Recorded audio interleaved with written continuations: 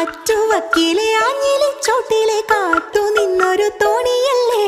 ആർത്തിരമ്പി നിറയണ നിരത്ത് നീന്തിയെത്തണമൊന്നരികെ ആരുമൊന്നു നനയാൻ കൊതിക്കണ രാവിലാദ്യ മഴക്കുളിരിൽ നീ പറയും കഥകളിലൊക്കെയും തൂമഴ തുള്ളി തുള്ളി വന്നു കണ്ണിലെ പൊയ്കയില് കുഞ്ഞലമാലയില് ഞാനോ മീനോ കാണാത്തീരം തേടി പോകും പൊൻകിന തോണികളോ പൊന്നര എന്നങ്ങളോ